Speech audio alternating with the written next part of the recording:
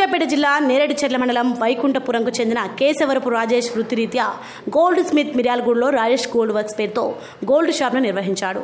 నష్టాలు రావడంతో గోల్డ్ షాప్ను మూసివేసి అప్పులను తీర్చేందుకు పథకం వేశాడు. ఏపీలోని తెనాలి, నెల్లూరు నుండి నకిలీ బంగారు కట్టు తయారు చేయించి ఆ నకిలీ బంగారంపై హాల్ మార్క్ KDM 916 ముద్రించేవాడు. గరిడేపల్లి మండలం రాయనిగూడెంలోని బ్యాంక్ ఆఫ్ బరోడాలో పనిచేసే బ్యాంక్ అప్రైజర్ జిలేపల్లి నరేందర్తో రాజేష్కు పాత పరిచయం ఉంది. హాల్ మార్క్ ముద్రించిన నకిలీ బంగారాన్ని బ్యాంక్ లోన్ కోసం తీసుకొచ్చే సమయంలో అసలైన బంగారంగా ధృవీకరించాలని అప్రైజర్ నరేంద్రతో రాజేష్ ఒప్పందం చేసుకున్నాడు.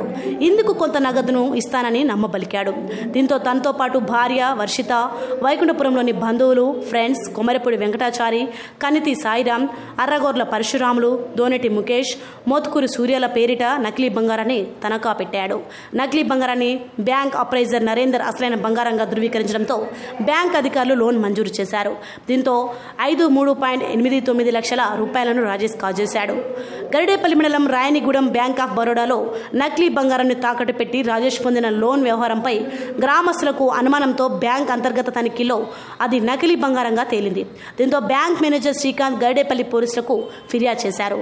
కేసు నమోదు చేసుకుని రంగంలోకి దిగిన పోలీసులు కేసును ఛేదించారు.